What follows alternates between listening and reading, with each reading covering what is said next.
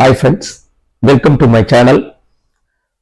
பருவநிலை மாற்றங்கள் நாளுக்கு நாள் அதிகரிச்சுக்கிட்டே இருக்கு.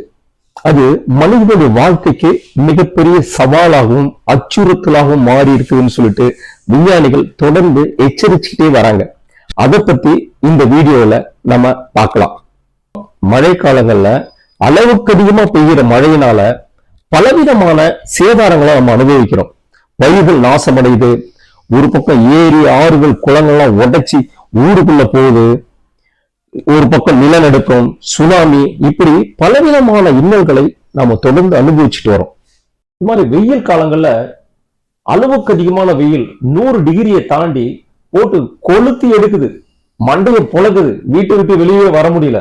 பல வயதானவர்கள் இந்த வெயிலுடைய கொடுமையை தாங்க முடியாம இறந்து போயிடுறாங்க. குழந்தைகள், சின்ன குழந்தைகள் கஷ்டப்படுறாங்க. பலருக்கு பலவிதமான தோல் வியாதிகள் ஏற்படுது. இதெல்லாம் வெயிலோட தாக்கம். ஏன் தான் இந்த வெயில் இப்படி நம்மள சாவடிக்குதுன்னு சொல்லிட்டு நம்ம எல்லாம் புலம்புறோம். ஒரு காலத்துல விவசாயிகள் மழையை நம்பி, பருவத்தை நம்பி பயிர் செஞ்சாங்க. இந்த பருவத்துல மழை வரும் அப்படின்னு சொல்லிட்டு விதை விதைச்சாங்க. கரெக்டா அவங்க எதிர்பார்க்கிற மாதிரி அந்த நேரத்துல மழை வரும், அறுவடை பண்ணாங்க. அவங்க கணிப்பு சரியா இருந்தது. ஆனா இப்ப விவசாயிகளால மழையை எப்போ வரும் அப்படின்னு சொல்லிட்டு கணிக்க முடியல. ஸோ இயற்கையில் இருந்த அந்த ஒரு மிதமான தட்பவெப்ப நிலை அப்படிங்கிற அந்த பேலன்ஸ் மாறி போச்சு. இதை உலகம் முழுவதும் இருக்கிற மக்கள் உணர்றாங்க. விஞ்ஞானிகளும் தொடர்ந்து இந்த பருவநிலை மாற்றத்தை பத்தி எச்சரிச்சுக்கிட்டே இருக்காங்க. ஆய்வாளர்களும் இதை கோட் பண்ணி சொல்றாங்க.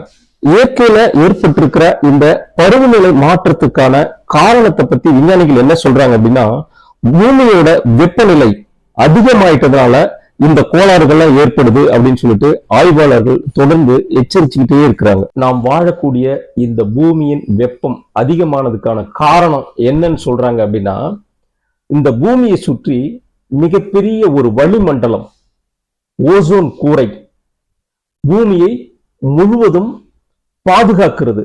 நாம் வாழற வீட்டுக்கு மேற்கூரையும் சுவர்களும் எவ்வளவு பாதுகாப்பா இருந்ததோ அது மாதிரி ஓசோன் மண்டலம் நம் பூமிக்கு ஒரு மிகப்பெரிய சுவராக, பாதுகாப்பு வளையமாக இது நாள் வரையிலும் இருந்துட்டு இருந்தது. எதிலிருந்து பாதுகாக்கிறது அப்படின்னா, சூரியனிலிருந்து வரக்கூடிய அளவுக்கு அதிகமான வெப்பம், புற ஊதா கதிர்கள், இவற்றிலிருந்து பூமியை பாதுகாத்து பூமிக்கு தேவையான மிக சரியான வெப்பத்தை மட்டும் இதுவரைக்கும் கொடுத்துக்கிட்டு இருந்தது.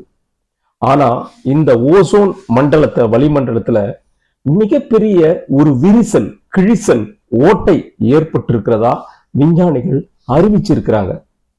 சுமார் 29 மில்லியன் சதுர கிலோமீட்டர் அளவிற்கு ஓசோன் கூரை கிழிந்திருக்கிறது. கிழிந்த இந்த ஓட்டையின் வழியாகத்தான் சூரியனின் அளவுக்கு அதிகமான வெப்பமும் புற ஊதா கதிர்களும் பூமியின் மீது விழுந்து ஒவ்வொரு நாளும், ஒவ்வொரு மணி நேரமும் பூமியுடைய வெப்பம் அதிகரிச்சுக்கிட்டே இருக்கிறதா விஞ்ஞானிகள், ஆய்வாளர்கள் எச்சரிச்சுக்கிட்டு இருக்காங்க. இந்த பூமியின் 1 டிகிரி வெப்ப உயர்வுனால பல உயிரினங்கள் ஒவ்வொரு மணி நேரத்திற்கு ஒரு தடவை இறந்து கொண்டே இருக்கிறதா சொல்றாங்க. ஆர்டிக், அண்டார்டிக் துருவத்தில் இருக்கின்ற பனிப்பாறைகள் எல்லாம் உருக ஆரம்பித்து கடலின் நீர்மட்டம் அதிகமாயிட்டே இருக்குதுன்னு சொல்றாங்க. இதனால் பல தேசங்கள் காணாமல் போவதற்கான வாய்ப்புகளும் இருக்கிறதா சொல்றாங்க. இந்த பூமியின் வெப்பம் இன்னும் 3 டிகிரி அதிகரிச்சிருச்சுன்னா 33% உயிரினங்கள் இந்த பூமியில் இருந்து காணாமல் அழிந்து போயிடும். ஓசோனில் இவ்வளவு பெரிய ஓட்டை எப்போ உருவாச்சு அப்படின்னா, மனிதன் விவசாயத்தை மட்டுமே நம்பி வாழ்க்கையை நடத்தின காலகட்டத்துல இயற்கை தன் சமநிலையை இழக்காமல் இருந்தது. இவன் எப்பொழுது காடுகளை எல்லாம் அழித்து தொழில் புரட்சியை மனிதன் தொடங்க ஆரம்பித்தானோ, நவீன காலகட்டத்திற்கு, நவீன கலாச்சாரத்திற்கு மாறினானோ, அப்பொழுதே காற்று மாசுபட ஆரம்பித்து விட்டது. ஓசோனில் ஓட்டையும் தொடங்கிவிட்டது.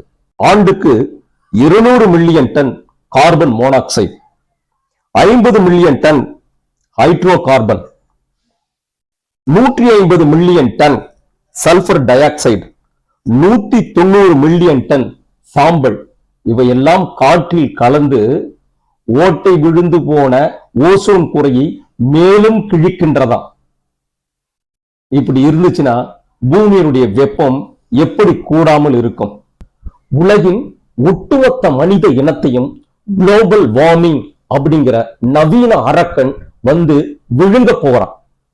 அவனை எப்படி தடுத்து நிறுத்துறது? இதை நாம் அனைவரும் சிந்திக்க வேண்டும். தொடர்ந்து அதிகரிச்சுக்கிட்டு இருக்கிற இந்த புவி வெப்பமயமாதல் பற்றி ஐநா சபையில உலக தலைவர்கள் தொடர்ந்து விவாதிச்சுக்கிட்டே இருக்காங்க. நிச்சயமா இதுக்கு ஒரு நல்ல முடிவெடுப்பாங்க அப்படிங்கிற நம்பிக்கை இருக்கு.